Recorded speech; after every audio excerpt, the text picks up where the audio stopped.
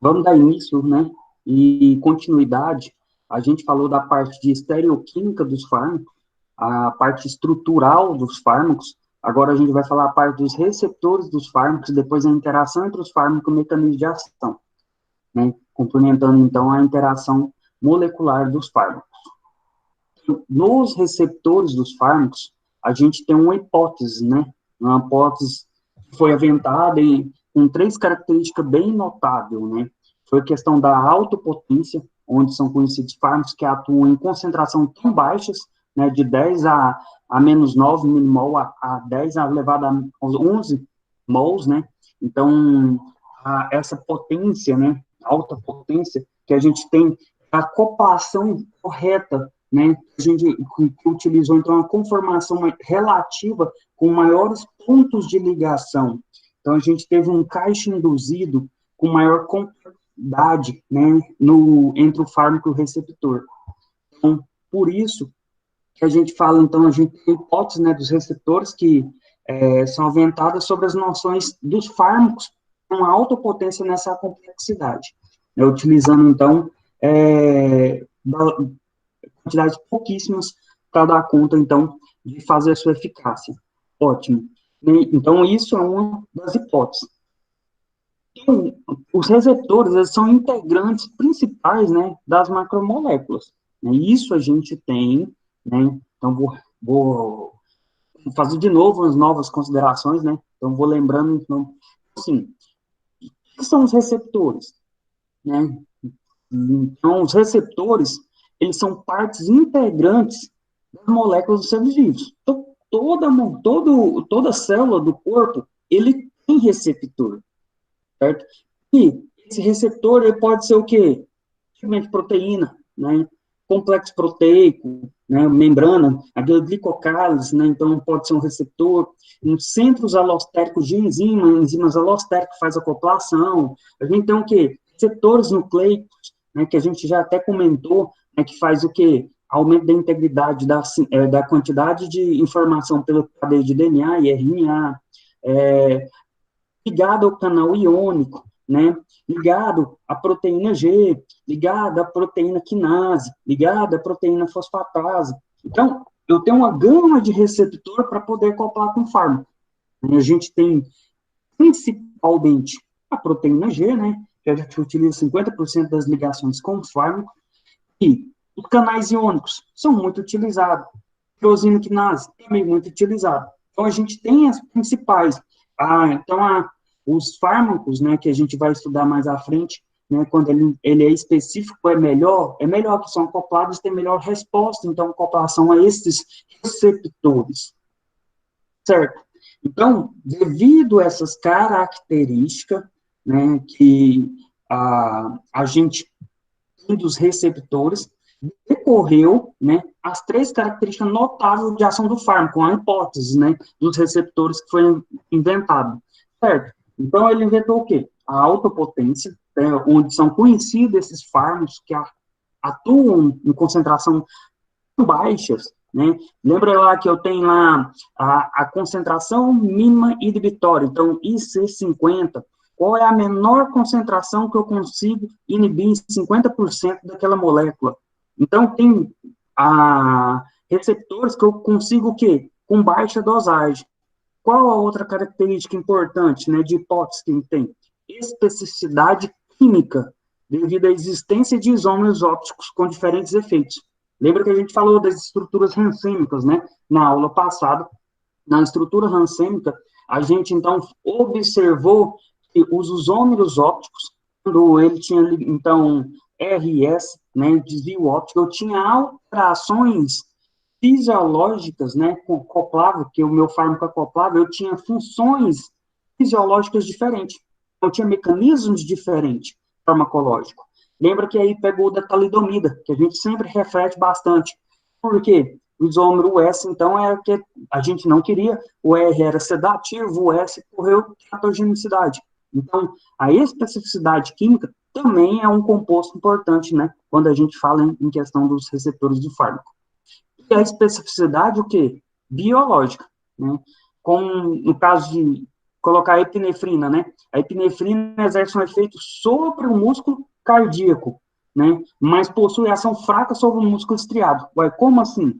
É uma especificidade o quê? Biológica em que o fármaco tem, porque ele vai, sim, ele vai imitar os próprios neurotransmissores, né, os hormônios que o organismo produz. Então, ele faz essa imitação. Então, ele tem uma especificidade, então, biológica muito importante, né, para poder. Então, devido a isso, a gente, né, começa a mostrar e ver que essas hipóteses têm uma grande relevância, certo? Então, a gente teve diversos colaboradores, né? Friedborg, né, foi um dos colaboradores maior, né, que a gente teve de formação dos complexos de estrutura tridimensional, que fez, então, essa comprovação até de métodos, né, de fração de raio-x. Então, comprovou-se, então, a boa especificidade de essas três hipóteses, né, que se hoje colocam para trabalhar na criação de fármacos. Certo? Então, a gente tem os aceptores e os septores, né? Então, tem os aceptores e os receptores, certo? Os aceptores e os receptores, tentando mais um para entrar aqui, os aceptores e os receptores, né, são macromoléculas biológicas. Ó, então, receptores, a gente são macromoléculas biológicas que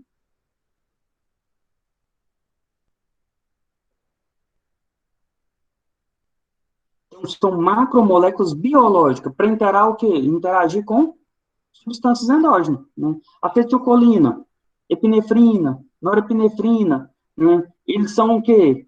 Macromoléculas que vão acoplar, né, produzido, o organismo produz as substâncias endógenas que vão acoplar a receptores específicos. Então, é importante eu saber, então, receptores específicos para poder acoplar. Por isso que quando eu faço um fármaco, eu tento imitar as principais o que características dessa substância endógena. Né? E os aceptores são macromoléculas que interagem com substâncias exógenas, opa, né, como certos fármacos e venenos. Então, os aceptores, que são a interação, né, de substâncias que a gente vai tomar. Quando eu vou criar um fármaco, eu tento imitar o máximo das substâncias endógenas, que se ligam em certos receptores específicos. Hoje, a gente tem vários estudos e comprovam que, em média, a gente tem em torno de 10 elevado à sexta ou à sétima, em torno de 1 milhão de receptor por célula. Então, a gente tem muito receptor em cada célula, né? E isso vai determinar, então, as minhas estruturas do receptor, ou de forma ativa ou inativa. Como assim, forma ativa e inativa? Né, que eu vou pegar esses receptores para poder atender. De forma ativa, né, eu tenho um estado conformacional. Eu pego um agonista, vamos lá, eu pego um agonista. O agonista, ele vai o quê? Estimular, ele tem uma afinidade muito boa pelo meu receptor, e ele estimula o efeito fisiológico do organismo. O antagonismo, né? Então, a forma inativa, o antagonismo, ele vai o quê? Ligar o meu receptor e tentar inibir, então, a ação fisiológica do meu organismo. Então, a gente tem duas formas, ativa e inativa, na estrutura do receptor.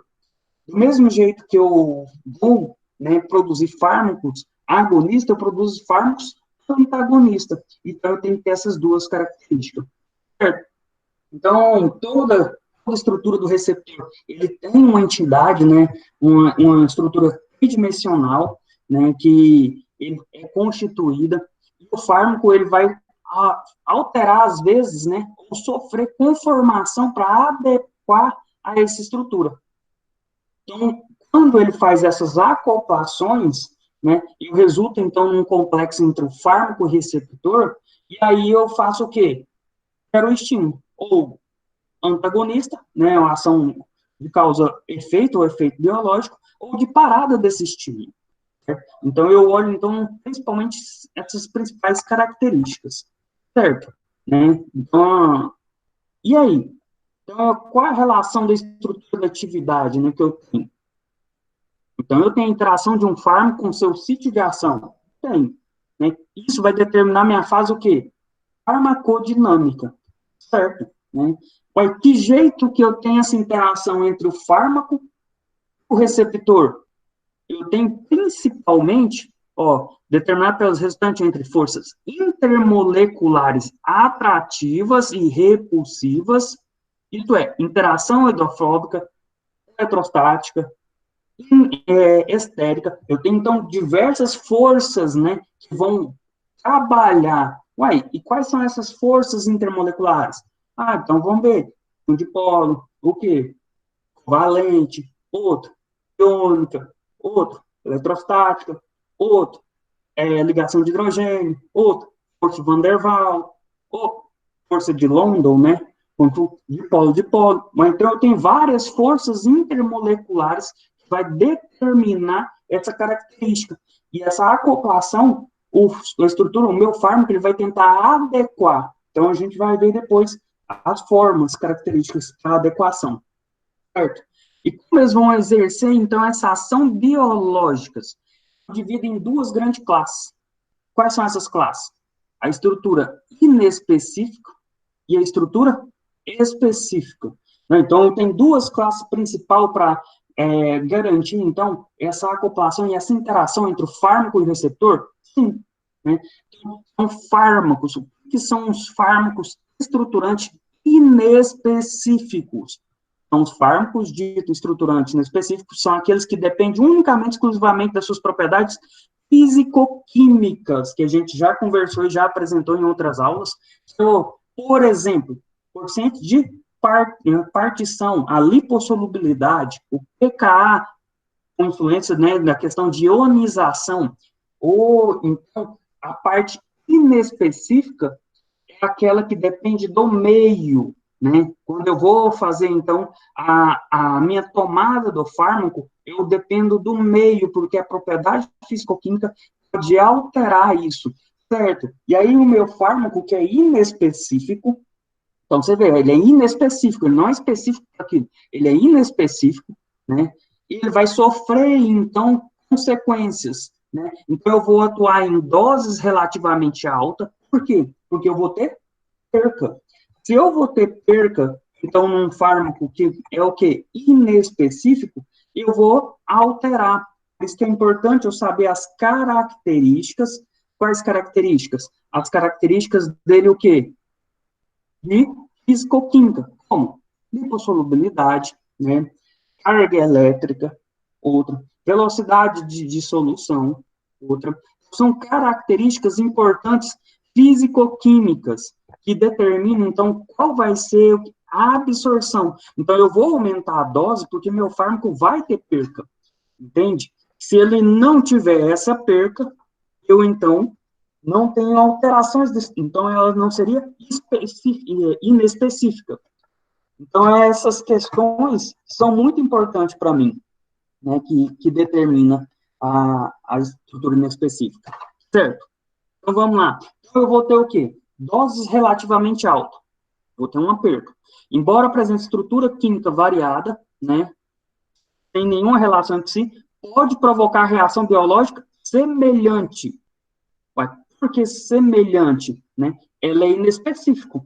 Eu espero que ocasione uma reação semelhante, mas possa ser que não venha, que aí é onde eu tenho as reações adversas. Né? Pequenas alterações em sua estrutura química não resultam em alteração acentuada na ação biológica. Ou então, eu vou fazer alterações nas suas estruturas químicas. Muito sim, porque para tentar aumentar a minha absorção, para eu ter mais complacência no meu receptor. Porque os fármacos, quando eles são inespecíficos e eu altero, então eles estão influenciados principalmente na absorção, esse fármaco meu tem que atravessar por difusão para ter uma melhor característica. Né? Então eu tenho que ter pequenas alterações em sua estrutura química, né? Senão resultam em alterações acentuadas na ação, não resultam em alterações acentuadas na ação biológica. Então, por isso, eu tenho que fazer fármacos mais lipossolúveis, com menor peso, né, atômico, para ele ter uma melhor, o quê? estrutura inespecífica, certo? Então, a gente veio aqui, ó, coeficiente de participação do anestésico. Esse é uma imagem do livro do Barreto, né? E a gente pega, então, 3 gases, o quê? Anestésicos, que a gente faz utilização anestesia geral, que vai acoplar, então, a máscara em tudo lá para poder fazer o quê? Respiração desses gases.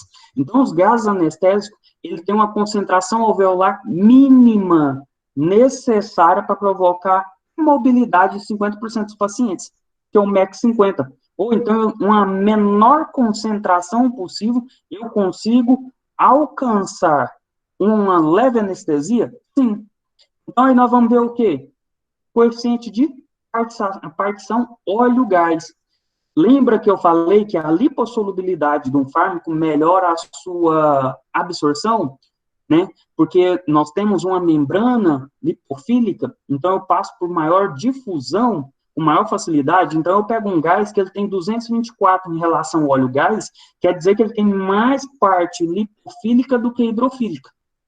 E qual é a partição no cérebro-plasma? Em torno de 1,94.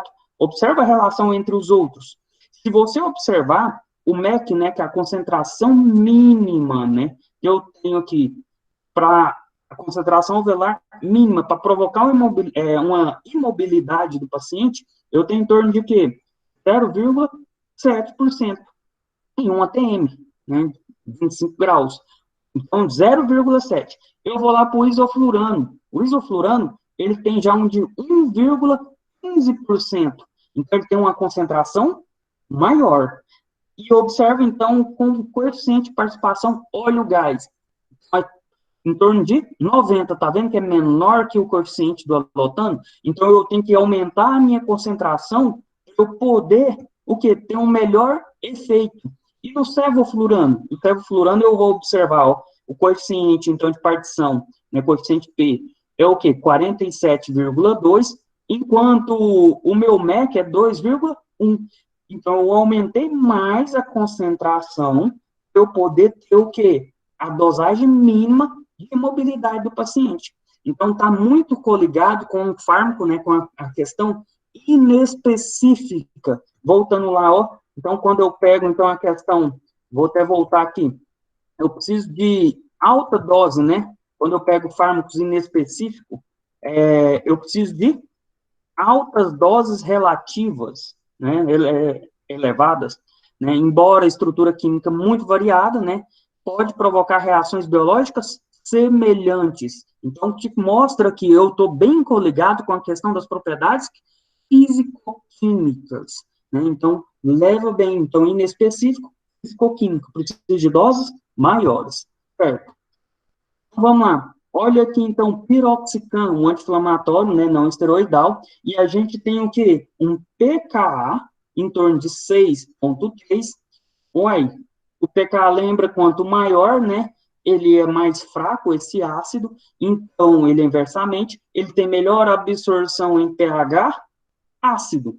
Lembra que eu falei em sala já de aula que medicamentos ácidos, fármacos ácidos fracos têm melhor absorção em pH ácido, e assim, relativamente para base. Então, o piroxicam, quando ele, ó, com pKa 0,3, coeficiente de partição 1,8, o octano tampão, né, em torno de 1,4, que é, então, o pH, então, gástrico.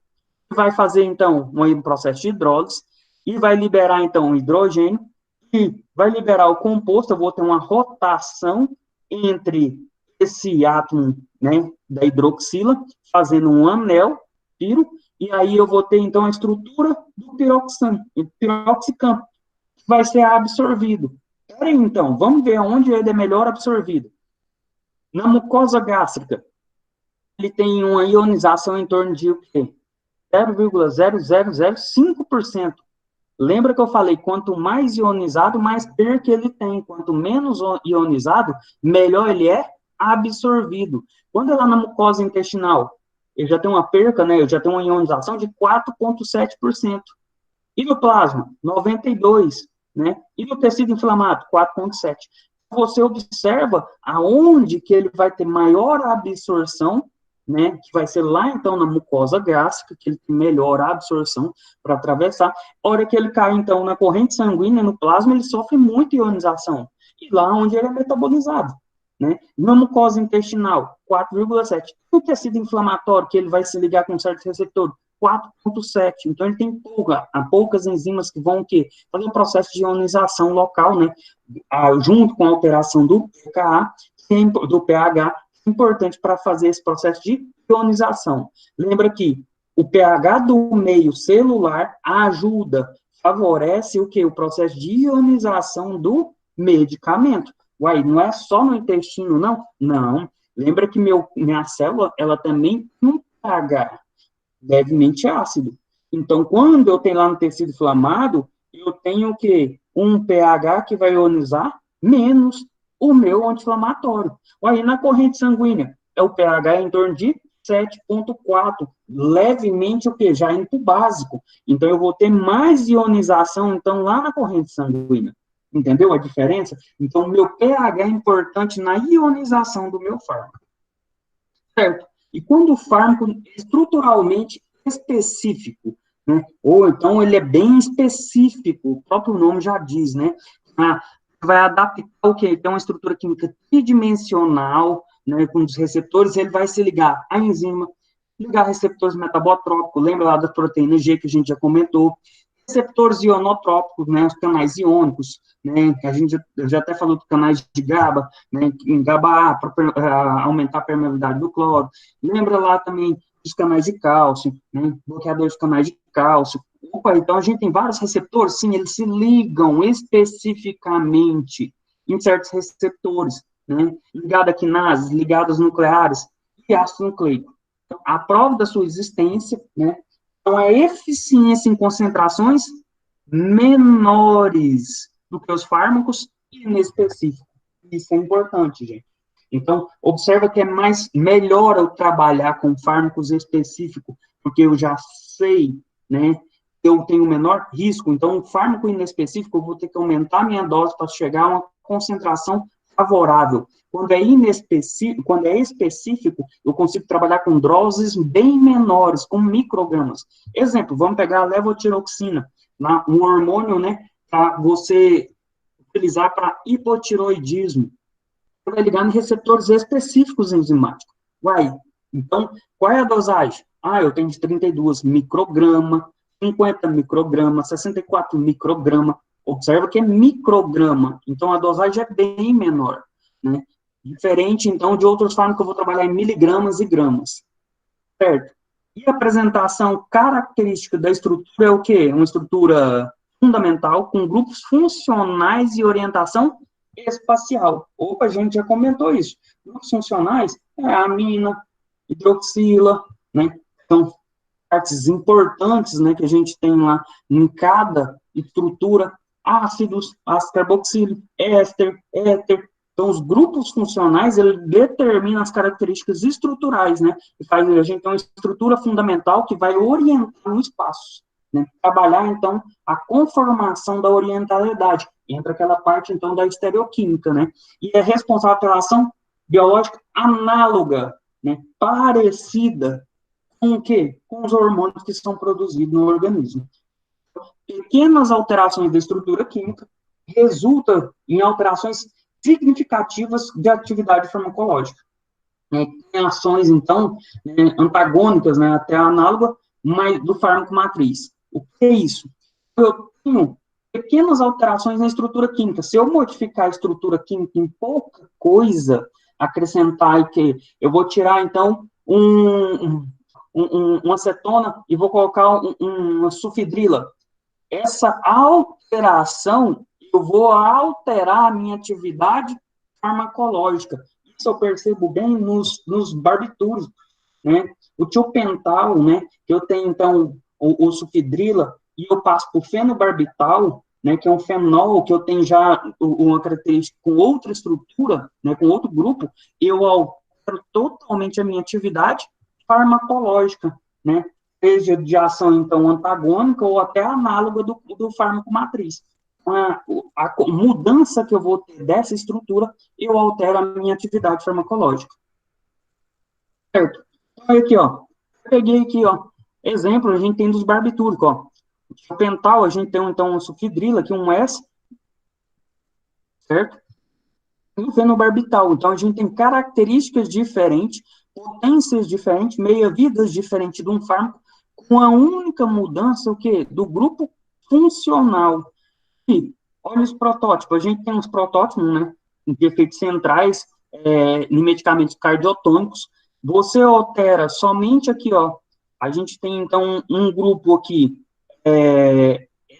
né? E aí aqui a gente está passando por uma alteração com sulfidrila, e eu altero totalmente o meu log.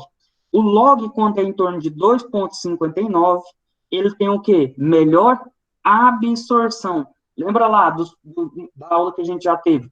Log, o fármaco bom, ele é em torno de 2 a 5, porque ele tem uma característica maior de lipossolubilidade. Então, esse fármaco ele vai ser mais lipossolúvel do que esse outro fármaco em torno de 1,17. Então, eu vou ter melhor absorção com esse fármaco, com esse protótipo. Certo? E quais propriedades físico-químicas com atividade biológica, né, que vai me determinar essas atividades? Então, eu tenho grupos, né, a gente tem parâmetros, né, mas a gente agrupa em famílias, 4, né, solubilidade, né, eletrônico empírico, eletrônico semi-empírico e estético. Por quê? Porque esses parâmetros, a gente tem várias alterações físico-químicas nas propriedades do fármaco. Se eu observar bem, esses mais de 40, né, características físico-químicas que eu tenho no fármaco, ele acopla principalmente nessas 4 características, né, de solubilidade, né, a carga eletrônica empírica entre o fármaco, né, e semi-empírica, e os fatores estéticos, conformidade estrutural. Então, ele basicamente caracteriza nisso. Então, por isso que eu uno essas 40 características, esses 40 parâmetros físico-químicos, em 4 famílias, né, em 4 grupos, certo? Então, a gente o quê? O que é o grau de solubilidade? O grau meu de solubilidade, ele vai me determinar algumas características importantes, certo? Ué, como assim? Qual característica importante que eu tenho aí nesse grau de solubilidade? Ele vai medir o quê? A atração que o fármaco tem pelos lipídios, né? Você vai ver, então, qual o grau, né, de atração que eu tenho pelos lipídios, né, e pelas regiões, né, hidrofóbicas das moléculas, né, que tem fobia, então, à água, e vai interagir com o fármaco. Então, se eu observar que eu tenho várias características que determinam isso, e a principal dela, né, é o coeficiente de partição. Lembra lá o coeficiente de partição, que é aquele solvente polar e apolar, que eu vou calcular o log P, né, para determinar a minha lipossolubilidade, o coeficiente de partição vai me determinar uma característica muito importante. Eu tenho grupos importantes nisso, certo? Então, se você pegar, eu vou ter grupos que vão trabalhar nessas atividades, né, no coeficiente, que vai melhorar a minha característica, se ela vai ser polar ou mais apolar, né? A presença de ligações insaturadas faz o quê? Hidrofilicidade. Opa, então atração hídrica, né? Então eu vou diminuir a minha característica. Lembra lá que quando eu pego, então, meus ácidos graxos, né, minhas ligações, eu tenho ácidos graxos insaturados, é líquido, né? Ó, então a ligação insaturada, não, é o seguinte, quando eu pego uma estrutura com ligação insaturada, que tem dupla e tripla ligação, eu tenho menor carga de energia para ter um rompimento, certo? Mas ela consegue fazer um trabalho de ressonância de repulsão eletrostática na minha molécula, eu consigo ter uma carga maior. Se eu tenho cargas elétricas maiores, eles se tornam mais hidrofílicos. Por isso, a insaturaridade dá mais característica de presença, o quê? De hidrossolubilidade, certo? E aí, quais são esses compostos que eu vejo que pode o quê? Trazer aí, né, alterações, né, na minha ordem de hidrossolubilidade ou não, né? Aí eu vou pegar, lembra lá, a gente não tem hidroxila, a gente não tem sulfidrila, né, a gente não tem éster, né? São menos eficientes, mas a gente tem uma alteração o quê? Hidrossolubilidade. Aí, se você pegar os sulfídros, né, a gente tem, então, bicarbonatos, a gente tem alterações, o quê? De grupos, quando faz ligações, porque na corrente sanguínea, lembra que grande quantidade a gente carrega como bicarbonato, e esse bicarbonato, ele pode interagir com o fármaco, porque ele interfere no efeito tampão do organismo para ter um pH sanguíneo, e pode interferir com o meu fármaco. Então, tudo isso já é pensado na hora de eu produzir, para ele poder chegar no meu receptor, certo? E as cadeias, né? E as cadeias, a gente pensa assim, também os hidrocarbonetos, aquelas cadeias fechadas, né? Auríola, né? Hidropolicíclica. E aí? São grupos, o quê? Que eu acho que é mais lipofílicos, vai depender, né? Então, os grupos lipofílicos, né, tornam mais lipossolúveis quando são constituintes dessas cadeias aromáticas. Então, quando eu tenho uma cadeia aromática, ela fica mais lipofílica, tende sim a ser mais lipofílica, mais lipossolúvel. Por isso que eu tenho grandes fármacos com estruturas de cadeias fechadas, né? Porque ele tem mais característica lipofílica, né? Mais lipossolúvel. Isso determina melhor estrutura, né? Do meu fármaco para ter uma melhor absorção. Certo? E aqui, né? Então vamos olhar também, ó, então vamos pensar bem, também tem os tensoativos. Opa! Que são os tensoativos, né? Lembra lá na manipulação, quando a gente trabalha, né, farmacotécnica, a gente vai falar lá dos produtos, dos tensoativos para melhorar as fases, o creme, o ouro, para fazer emulsificação, ou então tem interferência, é importante? Muito. Os tipos, né, de moléculas de tensão superficial, né, de moléculas diminui a tensão superficial, concentrando e orientando uma disposição definida, e isso deve à sua ação biológica. Os tensoativos são os tipos de moléculas que diminuem a tensão superficial. Lembra lá que vocês estudam lá no ensino médio? A água, ela tem uma tensão superficial, da atração e ligação de hidrogênio, aonde ela tem forças eletrostáticas que puxam, então, a água para baixo, formando aquela tensão, que é onde aquela aranha, né? A gente tem os artrópodes que ficam por cima da água, por causa que consegue permanecer em cima devido ao peso, essa tensão superficial. Uai, então a tensão superficial é importante, os tensoativos, muito. Então, nos tensoativos, a gente tem duas regiões já definidas. Tem duas regiões lipofílicas, então uma região lipofílica, uma região hidrofílica. Ou então eu tenho uma atração pela água e outra atração pela gordura? Sim. Né? Por essa razão, recebe nome também de anfifílicos. Então, os anfifílicos, que a gente tem até característica no grego como amigos, anfifílicos, porque tem duas partes. Ele tem uma parte positiva, uma parte negativa. A gente fala uma parte hidrofílica, uma parte lipofílica. Porque a gente tem tensoativos de vários tipos. Esses tensoativos, né, eles vão me determinar a característica quando eu vou fazer meu fármaco. Então, tem os tensoativos não iônicos.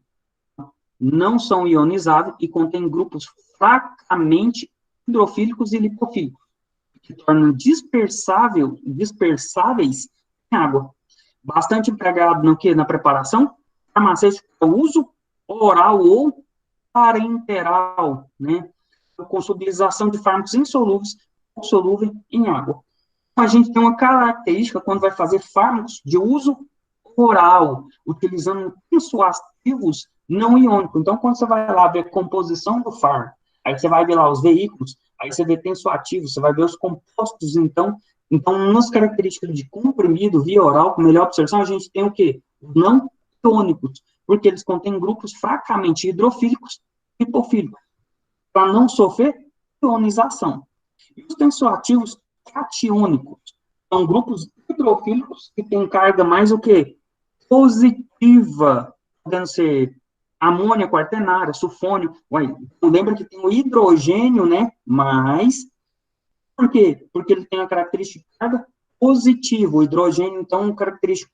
Mas, então, ele vai o quê? Uma atratividade melhor pela água. Então, desorganiza a membrana, produz hemólise, só principalmente o uso como desinfetante de pele e esterilizante de instrumento. Então, você vai perceber que a gente tem os antissépticos, ele vai ter lá a característica lá na composição amônio, né? Amônio, sulfônio, porque ele tem um hidrogênio positivo, vai ajudar, então, nessa característica. Ajuda até em rompimento de membrana celular, né? Ele faz, então a gente usa muito como antisséptico. E os tensioativos aniônicos, o grupo hidrofílico apresenta carga o quê? Negativa. Aí pode ser uma carbonila, sulfato, sulfatônio, fosfato. Esses aniônicos a gente utiliza muito, né, em medicamentos comprimidos também, ou administra também via endovenoso, que vai ajudar. Ele diminui, então, essa questão dos rompimentos. Melhora, assim, a absorção. Então, ele coloca o que na característica carga negativa no grupo hidrofílico, para eu poder ter uma melhor absorção. Os tensioativos anfóteros tem dois grupos hidrofílicos, um catiônico, né, com amina e nitrogênio quaternário, e o outro aniônico, carbonila com sulfato, porque ele consegue interagir com os dois, e aí eu tenho, então, um coeficiente de participação diferente. Então, quando eu faço a administração, ele consegue ligar tanto com a água, tanto com a gordura. Quais são os parâmetros, então, eletrônicos empíricos que a gente tem, né? Então, devido à natureza parcial da lipídica, das membranas, né? A passagem do fármaco facilita através de lipossolubilidade. Então, sabe que a membrana tem uma carga eletrônica. Essa carga eletrônica interfere na passagem do fármaco. Se vai interferir, se eu tiver fármacos com maior característica da membrana, é melhor para ultrapassar. Então, a influência do pH do meio com o grau de dissociação ácida, que é o pKa do fármaco, que a gente até falou, né? Geralmente, vai interferir, a gente vai ter o quê? A parte de dissociação e a absorção do fármaco. Então, o grau de dissociação ácido do pKa do fármaco, valor em relação ao fármaco encontrado em 50% na forma ionizada e 50% não ionizada? Sim, porque 50% não ionizado vai ser absorvido e 50% vai ser perdido. Olha, qual é essa característica que a gente tem, então, de um parâmetro eletrônico empírico? Vamos pegar o omeprazol. O omeprazol, quando você toma, porque ele é um fármaco inativo, com característica mais lipofílica, ao chegar no estômago, ele tem um parâmetro eletrônico, e aí ele sofre com pH ionização. Porque eu tenho uma biodisponibilidade do omeprazol em torno de 50%, porque 50% vai ser ionizado e 50% não vai ser ionizado. Então, o coeficiente dele, né, de partição, né, ele sofre muito, vou ter uma menor partição. Mas por que eu faço? Por que isso? Quando se eu tomasse um medicamento, né, isolado, né, um medicamento com uma carga eletrônica, né, que tendesse a mais a lipossolubilidade, eu ia ter menor ionização, eu teria maior absorção. Devido a isso, a gente usa o cálculo, né, a forma de Henderson-Hausser-Barth, que é aquele o pKa é igual ao pH menos o log, né, da quantidade de fármacos não ionizados dividido pela fármaco ionizado. Eu vou ter que determinar isso para saber quanto de biodisponibilidade eu vou ter na corrente sanguínea, né, e vai atravessar, então, a barreira, né, a minha membrana. Isso dá porque a passagem do através da membrana celular é impedida por dois fatores. O fármaco aqui, ó, ionizado, ele não vai passar, porque a membrana fosfoelétrica é eletricamente carregada e atrai e repele o íon, ou a hidratação do hidrogênio, do íon, né? Vamos pegar lá, no estômago, o fármaco lá, a gente tem um hidrogênio, né? Então, se eu vou ter uma hidratação, se eu tenho água que vai fazer o hidrônio, né, e eu vou perder, então, no fármaco, que ele vai ser ionizado, não vou ter absorção, né, daquela parte. Outra, por causa que a própria membrana, ela o quê? Atrai e repele o íon. Isso modifica. Certo? E o reconhecimento molecular, como é que é a interação fármaco-receptor? Eu tenho o quê? A adaptação do receptor. Depende principalmente, então eu vou ter que adaptar. Eu tenho meu receptor lá, então eu tenho meus dedos aqui, então eu vou ter que pegar um fármaco que tem estrutura com configuração, né, e conformação de âmbitos. O quê? O fármaco e o receptor. Peraí, eles têm que ter estruturas parecidas, configuração eletrônica parecida e conformações parecidas? Sim, porque se eles não tiverem, eles não têm uma interação entre um fármaco, formando um complexo fármaco-receptor. E assim, então, quando eu analiso toda essa parte estereoquímica, eu vejo também as suas configurações e as suas conformações, para eu poder ter a interação, certo? O modelo de Harrison e Stender, né, em 1933, ele fez o reconhecimento molecular de um ligante, contendo um centro heterogêneo, que envolvia a participação de 3 pontos no receptor, certo? Vamos lá, então, ó. Se você observar, a gente tem a estrutura propanalol, né, em 35, que tem, então, um grupamento na fitila, né, e esse grupamento na fitila, né, com grupamento nitrogênio aqui, ó, da amina, eu tenho, então, receptores, que é o aceptor. Receptor de quê? De hidrogênio, que reconhece, então, esse átomo, esse grupo hidroxila, da cadeia lateral, certo? Olha aqui. Então, a asparigina, aminoácido, o aspartato, né, são identificadores. Ó, vai identificar, então, o quê? O grupo. Qual grupo? O grupo do hidrogênio, né, da naftalina. Então, eu reconheço, ele vai reconhecer essa amina. Quando ele faz esse reconhecimento, né, faz uma ionização no pH fisiológico. Tem interação o quê? Uma interação tipo íon dipolo. Ou então, o meu aminoácido vai ter uma interação, é a ligação? Sim. Aí ele tem uma interação com a minha estrutura. Eu tenho 3 pontos dos receptores, né? Observa que eu tenho, então, essa recepção, né? Tem também o aspartato, que faz também uma recepção na parte molecular hidroxila, ó, porque eu tinha um ácido carboxílico, e isso eu tenho uma interação hidrofóbica, uma interação fraca. Então, são os 3 pontos reconhecidos, né? Então, a própria enzima, ela vai reconhecer o meu fármaco, certo? Então, a gente observou que os tipos de ligação é importante. Para o quê? Para determinar essa interação.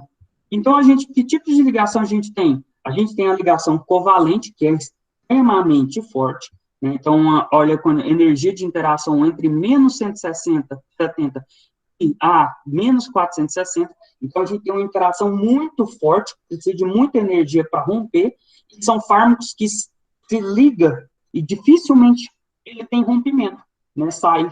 Então, são fármacos irreversíveis, né? Ou às vezes reversível. A gente tem um acetilsalicílico. O acetilsalicílico, ele se liga covalentemente de forma irreversível, né? No metabólito peróxido da prostaglandina, lá na corrente sanguínea. Por isso que em dosagem mínima a gente tem atuação como anticoagulante. Ué, e o omeprazol? O omeprazol, ele tem uma ligação que reversível covalente, muito forte. Por isso que a gente tem uma meia-vida grande. A gente toma um comprimido em jejum pela manhã, ele tem uma meia-vida em torno de, se eu não me engano, 16 horas. Ou, então, devido a isso, aumenta a meia-vida? Aumenta a meia-vida. Então, é importante eu saber os tipos, então, de ligações químicas, né? Para eles poderem, o quê? Determinar a minha característica do tempo de meia-vida na corrente sanguínea, certo? Então, vamos lá. Então, quando eu tenho, então, ligações, né, fracas, né? Então, a gente pega ligações aqui de Van der Waals. As ligações de Van der Waals são ligações fracas, certo? Então, eu tenho ligações de Van der Waals, são ligações, então, aqui, ligações de Van der Waals, interações de Van der Waals, interações hidrofóbicas que a gente viu, né? Então, você vai ver, então, a energia aqui, energia de interação. A energia de interação, energia iônica, menos 40. Energia iônica reforçada. E ligação iônica, eu tenho menos 20. Um dipolo, menos 4 a menos 30. Dipolo, na mesma proporção, Hidrogênio, na mesma proporção. Transferência de carga elétrica, eletrostática, na mesma proporção. E interação hidrofóbica, -4. Interação de Van der Waals, -2 a -4. Ou, então, observa que fármacos que se ligam, né, fracamente, em uma ligação bem fraca, né, entre um fármaco e o receptor, tipo, interações hidrofóbicas, força de Van der Waals, né, observos que são o quê? Reversível. O rompimento das ligações entre o fármaco e o receptor, né, é mais fácil. Então, eu tenho que ter um tempo, né, limite. Como é assim? Tem os anestésicos. Você pegar os anestésicos, por mais que ele tenha uma ligação de acoplação entre o receptor, ele tem várias ligações e ele vai determinar energias para ser rompidas. Só porque ele tem uma meia-vida curta. Então, às vezes, eu tenho que repetir numa cirurgia a quantidade de anestesia, porque ele vai sendo rompido através das enzimas. Uai, e uma ligação forte? Que foi o que eu comentei da ligação covalente, né? A gente tem uma dificuldade.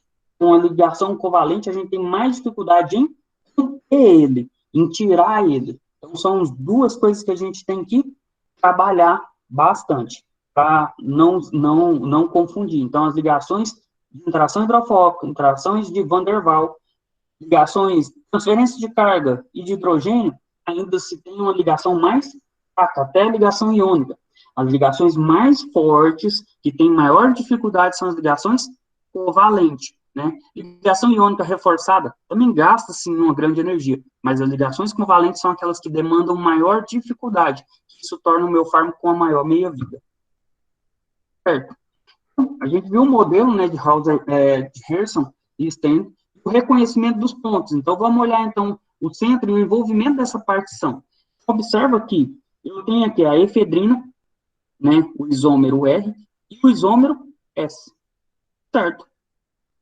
Quando eu vou observar a interação, ele só tem a interação de hidrogênio aqui, ó, ligado com a hidroxila. Ele tem a interação entre a amina, que eu tenho uma amina secundária aqui, ó. Uai, aí ele só liga, então, nesses pontos? Sim. Aí ele não ocorre, então, a terceira interação na parte, né, aqui no isômero, observa que no isômero R, efedrina, eu tenho os 3 pontos de interações.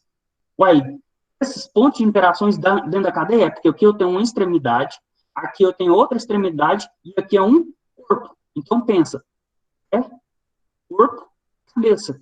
Então, se ele liga nas 3 extremidades, tem um melhor acoplamento, então, no receptor, e assim eu tenho melhor atividade farmacológica, né? Maior potência do fármaco, maior interação. Então, se eu pegar o isômero R-efedrina, eu tenho melhor eficácia farmacológica, enquanto o isômero S-efedrina, eu tenho menor eficácia farmacológica, porque a hora que você vai ligar no receptor, não vai ter acoplação nos 3 pontos de interação com o receptor, e isso diminui também a sua eficácia. Então, ele mostra, então, a composição, que é importante, a questão da ligação química e os tipos de ligação e acoplamento entre eles, resultando, então, numa configuração que a gente fala configuração relativa e uma configuração absoluta, né, que é a configuração principal.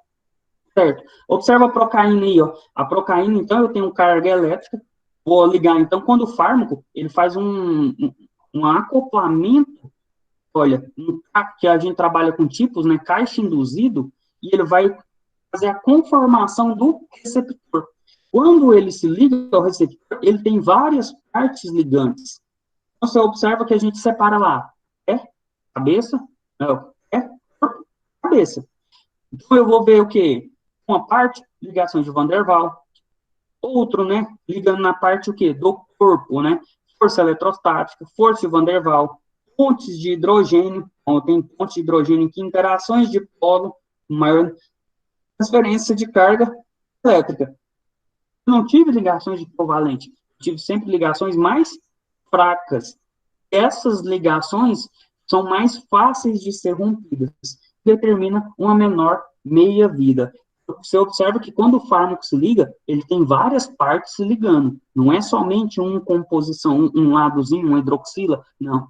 Ele tem várias interações, a estrutura toda com o seu receptor. Por isso que a gente tem, então, as suposições de tipos de acoplamento de fármaco, da interação do fármaco receptor. Certo, vamos lá olhar, então, de novo, ó, omeprazol.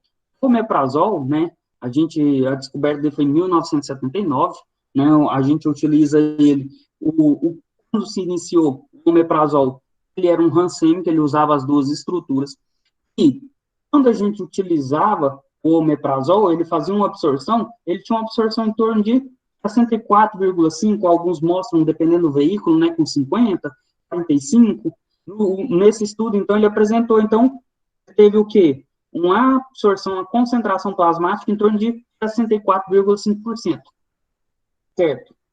Ele teve 64,5%, foi olhar os isômeros. Vamos diferenciar. O isômero R, né, ele teve em torno de 25,3% de absorção. E o isômero S, 90,7% de absorção, que ele fazia melhor acoplamento, né, dos três partes, entre, vamos lá, parte cabeça, corpo, pescoço, ele tinha acoplamento às três regiões com ligações fortes, né, com ligações de hidrogênio, com interações maiores, fazia uma interação tripla, e isso melhorava a eficácia. Então, percebeu que o isômero S era melhor, e é onde é o meu esomeprazol. Então, o esomeprazol de magnésio, né, que o magnésio favorece, então, na questão da absorção, eu tenho, então, o isômero isolado, né, com melhor eficácia farmacológica. Então, por isso que ele é mais caro? Sim, por isso que ele é mais caro.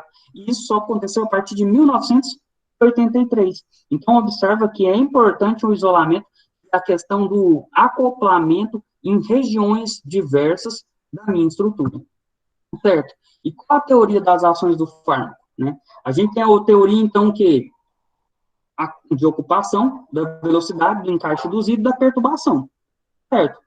Ele vai resultar em o quê? A ação desses fármacos? Ele vai resultar a partir das suas estruturas, o quê? Físico-químicas, aquela parte inespecífica, e sua estrutura química tridimensional, que é a parte específica.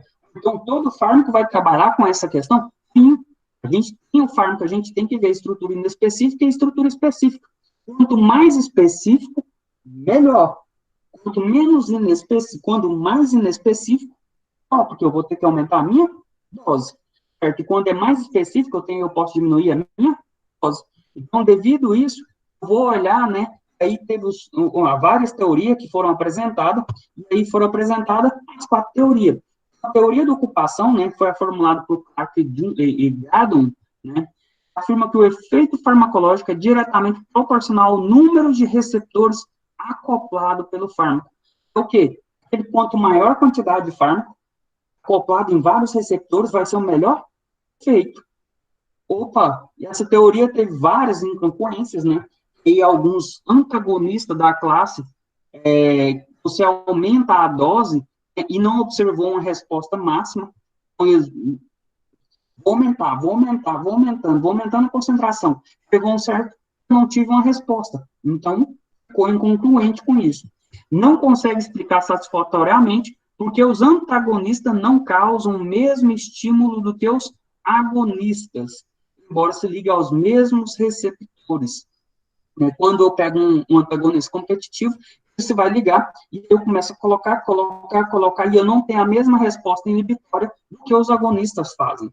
Quando eu uso um antídoto, né, o flumazenil, o benzodiazepínico, então, ficou inconcluente essa questão. Né? Então, os antagonistas com o agonista, a gente não percebe. Por quê? Porque aqui a gente tem que diferenciar. Tem que diferenciar o quê? O fármaco, quando ele tem afinidade e especificidade. Isso é importante, né? Determinar as diferenças de afinidade e especificidade. Sim, se eu pego um fármaco, né? Vamos colocar lá para o sistema adrenérgico. Ele tem afinidade pelo sistema adrenérgico, mas ele tem especificidade por qual receptor? Ah, o propanolol. O propanolol, ele é o quê? Ele é não seletivo. Então, ele vai ligar no receptor beta 1, beta 2. Ou então, ele tem pouca especificidade. Quando eu pego fármaco seletivo, ele tem melhor especificidade. Então, isso é importante até na hora de eu determinar o fármaco. Então, medicamentos, né, da via adrenérgica é uma característica boa de trabalhar. Fármacos com afinidades boas, ele tem um receptor e tem uma atividade intrínseca, mas não quer dizer que ele tem melhor especificidade em certos receptores. Isso tem que diferenciar, que é importante, certo? A gente pega lá, ó, vamos lá, afinidade e atividade intrínseca dos ligandes receptores benzodiazepínicos. Eu tenho a substância, né, substância diazepam, midazolam, flumazenil, né, e o beta-CCM. Peraí, eu tenho a afinidade do ligante para o ensaio. Eu tenho uma afinidade em torno de 11 no agonista, né? De qual? Do diazepam. O diazepam tem alta afinidade pelo receptor, ele tem melhor acoplamento, ele chega naquela teoria, né, de ocupação de três ligantes, melhor conformação, configuração eletrônica, né, configuração relativa, melhor, sim, observa que ele teve maior afinidade, vai ter um melhor efeito e ação esperada. Por isso que a gente trabalha bastante com diazepam e a gente tem várias eficácias, né, farmacológicas, com vários tratamentos com diazepam. E a afinidade do midazolam, 3.1, né, agonista. Eu já vou lá, o flumazenil é um antagonista, né, tem uma afinidade de 1,4. Então, eu vou ter que colocar com o receptor, ele vai competir pelo receptor, só porque ele tem menor afinidade. Né? Um organismo, ele vai pegar aquele que tem maior afinidade. Então, o diazepam está lá e vai estar ligando com ele. Melhor configuração eletrônica para fazer acoplamento, fazer o complexo de interação fármaco-receptor. E o meu flumazenil, que é o meu antagonista, não. Por isso que eu começo a administrar, e eu tenho uma dosagem para fazer a administração e observar, para atingir o esperado resultado. Por quê? Porque ele vai ter que ter uma competição por esse receptor.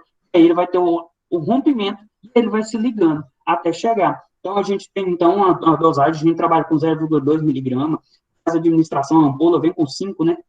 A gente administra lá 2 miligramas, né? Administra 2 miligramas nos 15 primeiros minutos, né? Observa, né?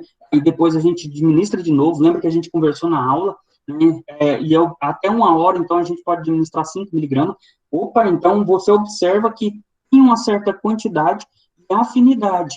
Isso a gente tem que analisar. Qual a teoria da chaleira? Lembra lá da chaleira, né? Vai fazer o cafezinho lá, então. A teoria o tipo da teoria da ocupação, mas que se baseia na hipótese de existir dois centros no receptor. E esse receptor farmacológico, ele pode ser o quê? Específico, que interage com grupos farmacológicos, o inespecífico, que interage com o complexo de grupos apolares do antagonista. E assim, então, ele veio mostrar, então, a questão da teoria, né, como fosse a teoria da ocupação, mas ele apresenta, ó, tem dois pontos diferentes no receptor, né, um vai interagir com o agonista, e o outro, ele vai interagir com grupos apolares, né, que são dos antagonistas, então são inespecíficos. Sim, dessa teoria, né, os antagonistas, né, quanto os agonistas, se fixam em centros específicos, ligações que vão quebrar fracamente, né, que são reversíveis.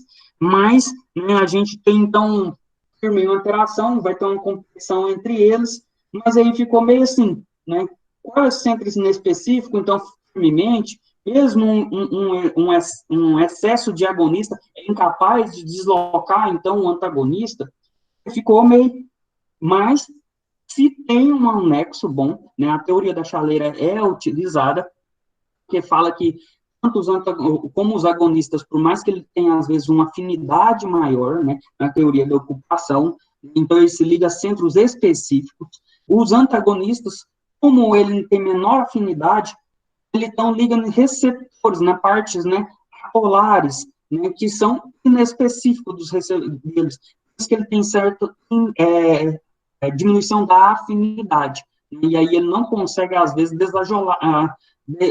tirar daquele local, certo? Então, por isso, e aí a teoria da chaleira é um pouco, né, ela baseia nisso, mas é uma teoria boa, certo? E aí vem depois, então, a teoria da velocidade. Opa, teoria da velocidade. Então, a teoria não existe a formação de um complexo estável, ativação do receptor por parte do fármaco. A farmacológica é a função da velocidade associada à dissociação entre as moléculas. E o receptor não dá conformação do complexo receptor. Certo. Se fosse a teoria só da velocidade, com a teoria da ocupação, não consegue explicar o nível molecular. Mas como assim, professor? Não consegue, né? A teoria da velocidade da ocupação seria o quê? A teoria da ocupação é, quanto maior a quantidade ocupando o receptor, maior a minha eficácia. A teoria da velocidade é o quê? A de associação e dissociação entre as moléculas do fármaco. Se fosse, desse jeito, acoplamento e dissociação, essa teoria, não explicaria o mecanismo fisiológico a nível molecular.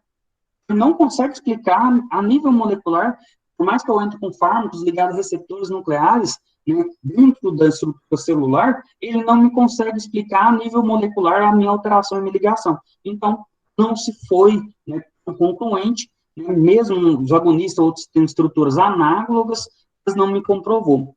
E a teoria do encaixe induzido baseia-se na ideia de um centro ativo, de uma enzima cristalina isolada, não precisa ter necessariamente topografia complementar. O que é topografia? Topografia seria acoplação, teria que ser o quê? Igual, esse fármaco não tem que ser igual ao meu receptor. Por quê? Porque ele vai adquirir, ele vai adaptar a estrutura, então, do meu fármaco ao meu receptor. Observa, meu receptor, ele tem, então, uma estrutura, o meu fármaco tem outra. Quando eles se ligam, eles formam um complexo fármaco-receptor. E ele modifica, ele adquire a topografia após interagir com o substrato. Então, ele tem uma alteração da conformação, e é onde a gente entra na teoria da indução da alteração conformacional, quando tem a ligamento entre o fármaco e o receptor. Então, essa teoria, ela é bem utilizada, por quê? Porque a alteração da conformação não se restringe somente a proteínas, os fármacos também apresentam estruturas flexíveis, que vai fazer essa mudança da conformação, e vai melhorar, então, a acoplação, e vai adaptar o quê? A carga eletrônica dinâmica que tem em toda a estrutura. Então, observa que apresenta uma boa ideia, do centro ativo, de interação entre eles, porque entra na estrutura da conformação, e da carga eletrônica, e da estrutura química, Então, você pega, então, está pegando as três estruturas principais. Então, a teoria do caixa induzido é uma teoria de boa adaptação entre os fármacos. Certo? Então, a gente tem uma ótima teoria. E a teoria da perturbação da macromolécula? Então, ela é muito semelhante ao encaixe induzido, leva em conta a adaptação conformacional entre a estrutura do fármaco e o receptor, sendo que dois tipos gerais fazem a perturbação que ocorre nesse complexo. O que é? A perturbação conformacional específica e a inespecífica, certo? E específica condiciona, a absorção de certas substâncias relacionadas com o substrato. Este é o caso dos agonistas. Então, eles fazem, então, o quê? Uma adsorção com a molécula e o substrato. Então, o meu receptor faz uma adsorção e acopla, certo? O meu inespecífico, ele serve para acomodar a classe de molécula estranha. Então, a molécula estranha, ele faz uma conformação, ele acomoda e conforma a estrutura desse fármaco. Então, ele é o quê? Uma teoria, que é, na sua maior complexidade, ele conseguiu resolver, ele conseguiu encaixar os principais tópicos, dos mecanismos do fármaco, e por isso é uma das mais aceitas e utilizadas, sobre a questão da acoplação entre agonista e antagonista, porque ele representa as características até dos agonistas parciais, que favorecem, então, as bases físico-químicas, com os fenômenos, os receptores, então, a nível molecular. Então, hoje, a teoria que a gente mais utiliza, que é a teoria da perturbação macromolecular, porque as outras, né, a do caixa induzido está aqui dentro. As outras se tornaram, então, mais ou menos e não tem uma explicação pautada eficiente, certo? Então, essa é a mais plausível, certo? O mecanismo de ação dos fármacos. O mecanismo de ação dos fármacos, na sua vasta maioria, né, atua a nível molecular, nos seguintes mecanismos: ativação ou inibição de enzima, supressão da função gênica, antagonismo metabólico, relação, modificação da permeabilidade das membranas biológicas e ação inespecífica.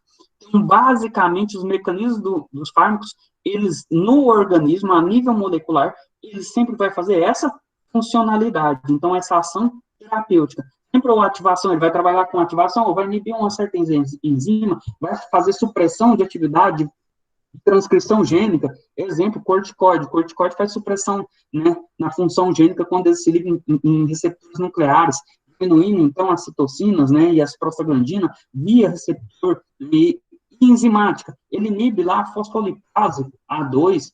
Observa que o fármaco está atuando em vários locais, né? Então, a gente tem o fármaco como atuações basicamente nesse mecanismo: antagonismo metabólico, que é a ação, modificação da permeabilidade da membrana biológica e a ação inespecífica, certo?